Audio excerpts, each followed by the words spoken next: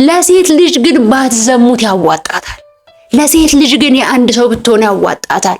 ለምን? ይቅርታ አንድ ነገር ይቅር አልኩሽ አይደል? ከይቅርታ በላይ ምን አለ? ይቅር አልኩ አይደል? ከይቅርታ በላይ ምን አለ? ስለተባባልን አይደለም አንድ ነገር ይቅርታ ተደረገ የሚባለው። ይቅርታ በትንሹ 3 ደረጃዎች አሉት። ይሄንን የስኒ ማስቀመጫ እዩት። ይሄ ስኒ ማስቀመጫ ብሰብረውና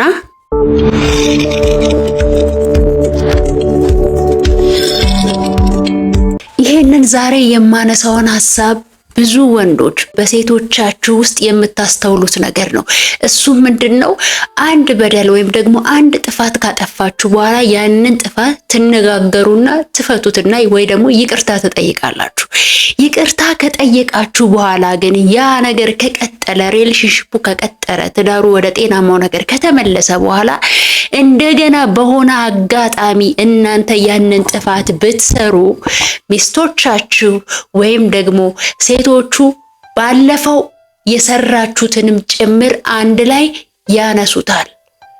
የዛሬ 10 ዓመት ያነሳችሁትንም ነገር ሊመዙት ይችላሉ። ተመሳሳይ ነገር ስለሆነ ምን ልላችሁ ነው?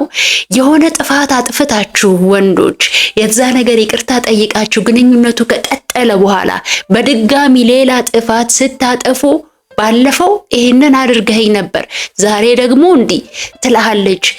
ይሄ የሴቶች ባህሪ፣ ሴት ሆነው ሲፈጠሩ የተሰጣቸው ኔቸር እንጂ መሀይምነት ምን አይደለም። ሴቶች ይሄንን ባህሪያችሁን አትታገሉት። ይሄንን ባህሪያችሁን አትታገሉት። ስትፈጠሩ የተሰጣችሁ የሴትነት ጸጋና ባህሪ ነው። ለምን? ሴት ልጅ ብዙ ጊዜ ኢሞሽናል ነች፣ ስሜታዊ ነች። ስሜት ነው የሚገዛት። ወንድ ልጅ ደግሞ በተፈጥሮ ሎጂክ ወይም ደግሞ ምክንያታዊነት ነው የሚገዛው። ከወንዶች ጋር የሆነ ችግር ቢፈጠር ተነጋግራችሁ ትፈቱታላችሁ። ወንዶች ይረሱታል። ምክንያቱም ሎጂክን ማሸነፍ ይችላል። ምክንያትን ማሸነፍ ይችላል። በይቅርታ ማሸነፍ ይችላል። ስሜት ጋር ሲመጣ ግን በሎጂክ ተማምናችሁ ይቅርታ ብትባባሉም ስሜት ቶሎ ቁስሉን የመልቀቅ ባህሪ የለውም። ስሜት ፕሮሰስ ይፈልጋል። ስሜት መዳን ይፈልጋል። ስሜት እንዲገለጽ መረዳትን ይፈልጋል። በባህሪው ሴቶች የሆነ ነገር ከተበደሉ በኋላ ያ ጥፋት ከጠፋ በኋላ ይቅርታ ካደረጉላችሁ በኋላ ወንዶች መልሰው የትላንትናውን ሲያነሱ ወይም ደግሞ ስናነሳ ይስተዋላል። ይሄ ስሜት ላይ ስለሚቀመጥ ኢሞሽናል ስለሆነን ነው። ይሄ ከሴትነታችሁ ጋር የሚጣላ ባህሪ አይደለም። ነገር ግን እንዴት አድርገን በጥበብ እንጠቀመው? ወንዶቻችንንስ ይሄንን ባህሪ አውቀው ጥፋት ካጠፉ በኋላ ይሄንን ነገር ፕሮሰስ አድርገን ከውስጣችን እስክናወጣው ድረስ ምን አይነት እርምጃዎች መራመድ አለባቸው? በመሰረቱ ይቅርታ አንድ ነገር ይቅር አልኩሽ አይደል? ከይቅርታ በላይ ምን አለ? ይቅር አልኩ አይደል? ከይቅርታ በላይ ምን አለ? ስለተባባልን አይደለም አንድ ነገር ይቅርታ ተደረገ የሚባለው። ይቅርታ በትንሹ 3 ደረጃዎች አሉት። የመጀመሪያ አጥፍቻለሁ፣ ይቅርታ፣ ትክክል ነሽ ወይም ትክክል ነህ፣ ተሳስቻለሁ ብሎ ማመን ነው። ሁለተኛ ደግሞ መካስ፣ ያንን ነገር ለማስተካከል፣ ያንን ስሜት ለማጥፋት፣ ያ የተበደለውን ሰውዬ እንባውን ለማበስ፣ በአንተ ወይም ደግሞ በአንቺ ምክንያት የተሰማቸውን ነገር እንዲረሱትና እንዲታደስ ወደ ቀድሞ መንፈሳቸው እንዲመለስ ማገዝ፣ እንደተለወጣችሁ ማሳየት ያስፈልጋል። ሶስተኛው ደግሞ ቁርጠኛ የሆነ ውሳኔ ላይ መድረስና ድጋሚ ያንን በደል ላለመስራት እየጣራችሁ እየታተራችሁ መሆናችሁን ማሳየት ያስፈልጋል እንጂ አንድ ሰው ይቅርታ ስለጠየቀ ብቻ ይቅርታው ሙሉ ነው ማለት አይደለም። በተለይ እኛ ሴቶች ጋር የሆነ በደል የሆነ ጥፋት ሲኖር ስሜታችን ላይ ነው የሚቀመጠው። ስሜት ደግሞ እንደ ሎጂክ በመነጋገር የሚፈታ አይደለም።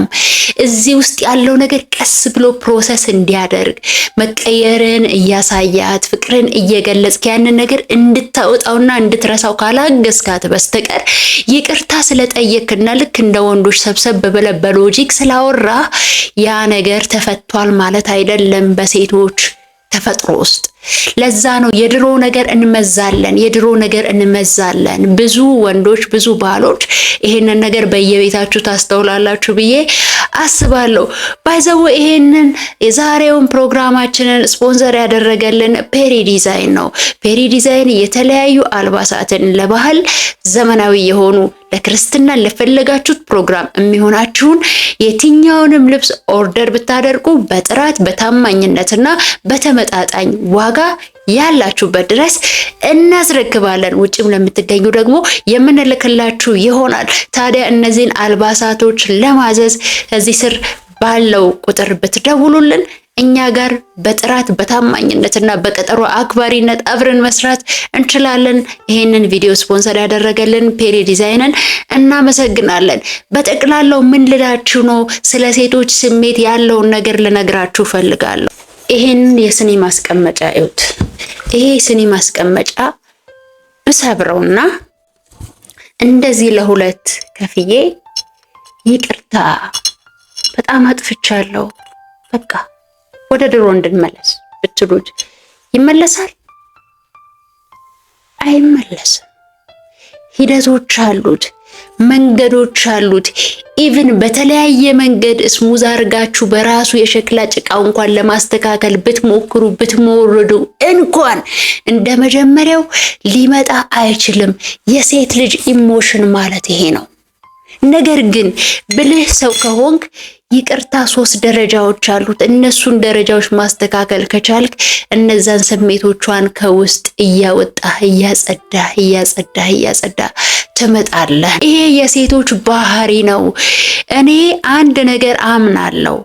ወንድ ልጅ እንደ ሴት ሊሆን አይችልም። ሴት ልጅ እንደ ወንድ ልትሆን አትችልም። እኛ ስለሚመቸን ብቻ እኛን የሚመስሉ ሰዎችን እንዲፈጠሩ መገፋፋት ማቆም አለብን። ሴት ልጅ የሎጂክ ፍጥረት አይደለችም። በሎጂክ እንድታስብ ልታስገድዷት አትችሉም በፍጹም።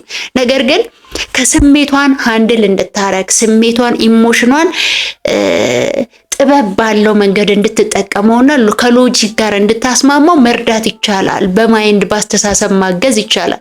ሴት ልጅ ግን ተፈጥሮዋ የኢሞሽን ከስሜት ጋር የተገናኘ ነው።